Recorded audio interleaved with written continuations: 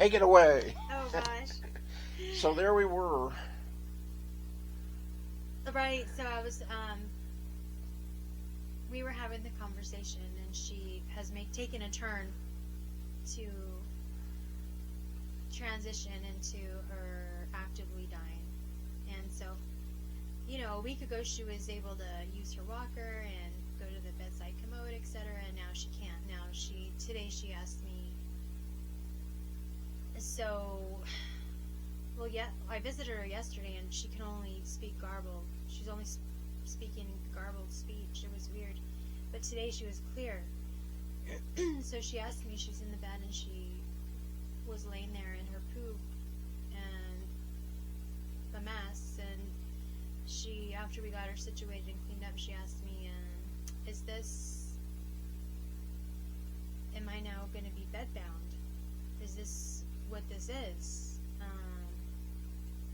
And what do you anticipate is going to happen next? So I told her, yes, you don't have the strength because of anemia to get up out of bed anymore. But this is basically what we're going to do to make sure she's clean and dry and manage her symptoms very well, because her goal is to stay home. So she's open to everything we're putting in place with staff and meds. Well, she doesn't really know the meds, but she's in agreement to taking the meds and in agreement to, or I shouldn't say in agreement, but understanding of where she is on her journey. So because she's been declining, she's verbalized that yes, she's been isolating, which is very common to isolate and push people away so they don't have to bear witness to the decline. So her dad was one of them. So she said that she's going to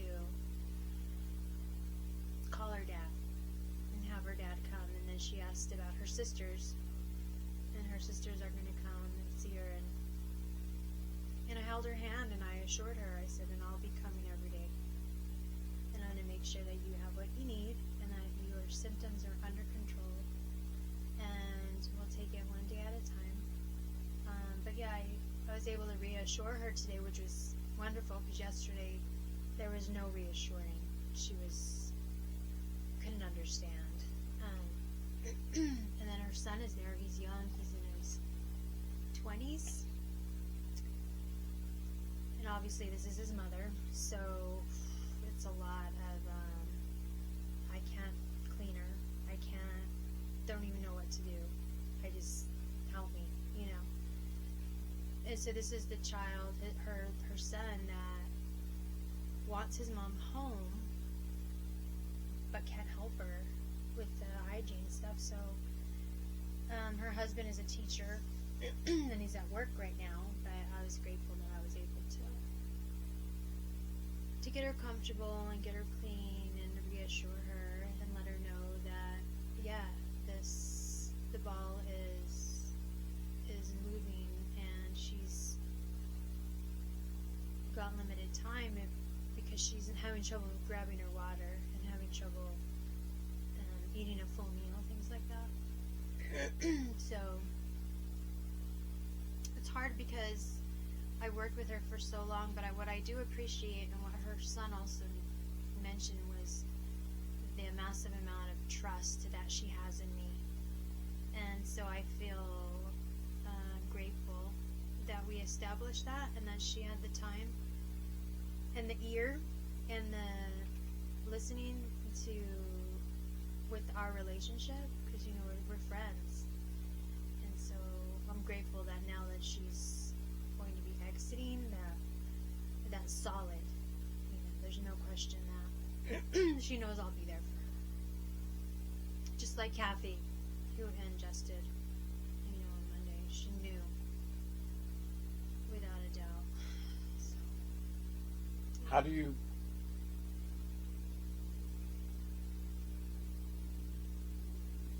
spoke about this before when you were talking about a gang member who trusted you. Oh, right. And how do you see that as a dimension of what people need in terms of their dying?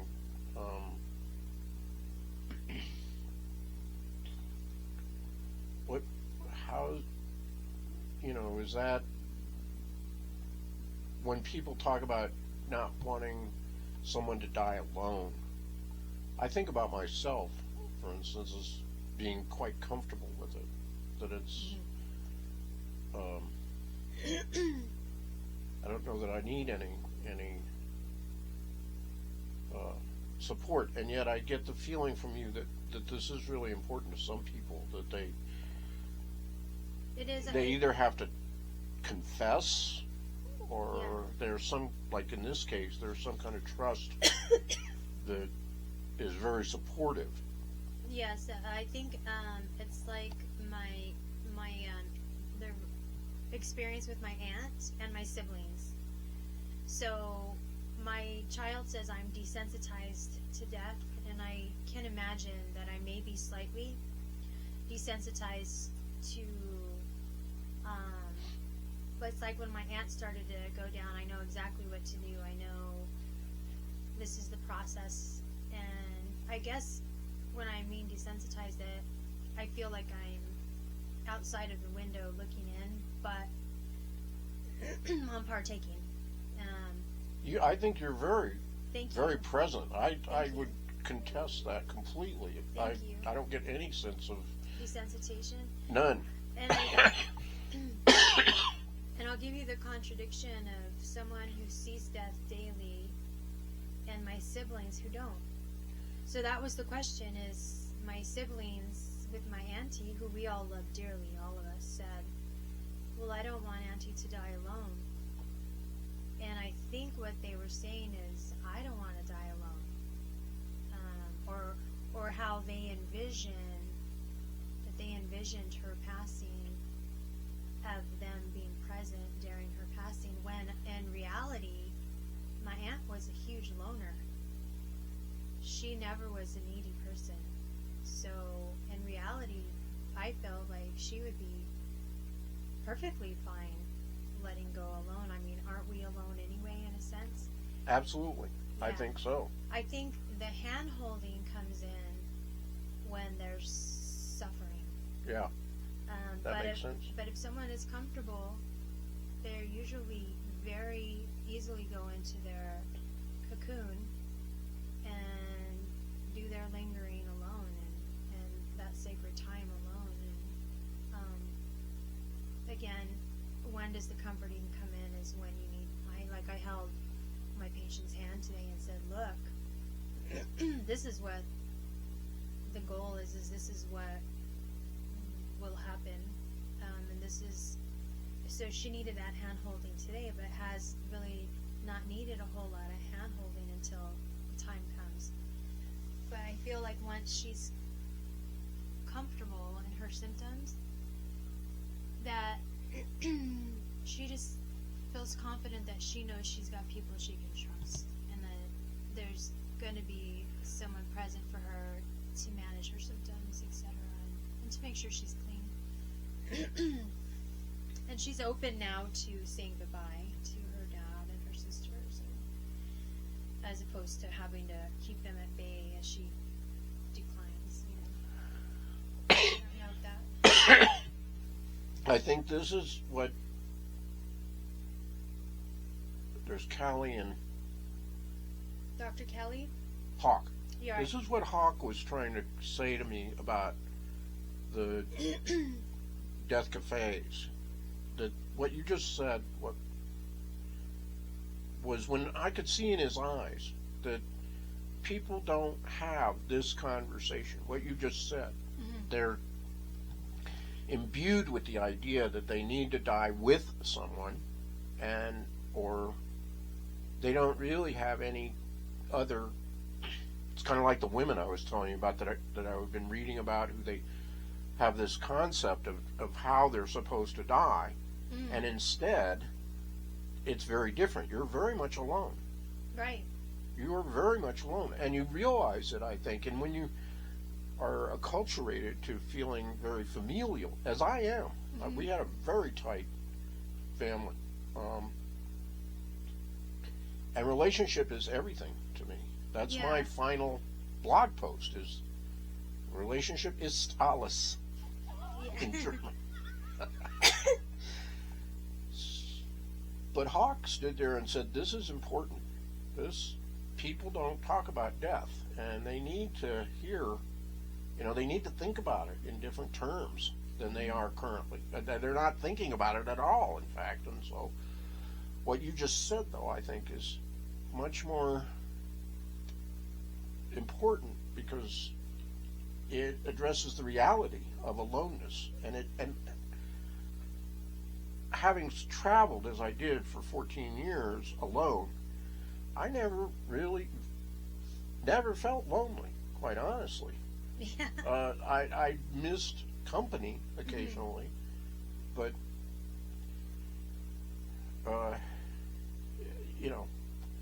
and I'm not saying that because to disavow other people's experience of wanting their loved ones to be with them, but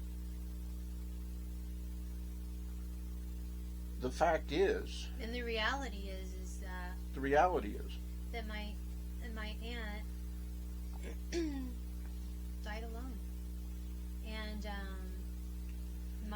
the fact is that when my siblings said, well, I don't want her to die alone, it is how do they envision their auntie passing, holding her hand, or what is their story within their grief and their love for her? How did they envision that?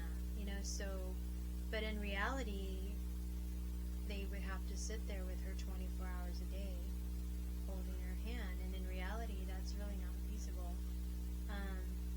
Nor do you want it. I think most Right. people that are dying, I don't know, I can't speak for most people. Most people don't. Most people are actually pretty much, in most aspects, very ready to go, and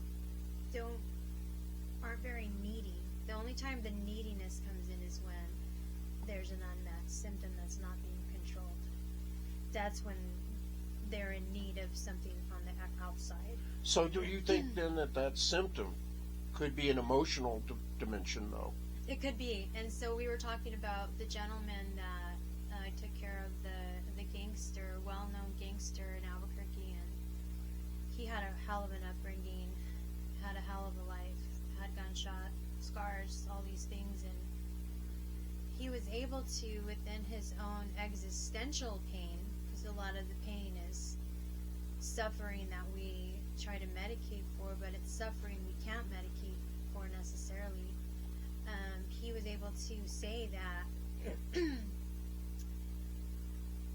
share with me some of the most horrific abuses that he endured from his dad, and share with me what had happened, because he knew that he could leave that with me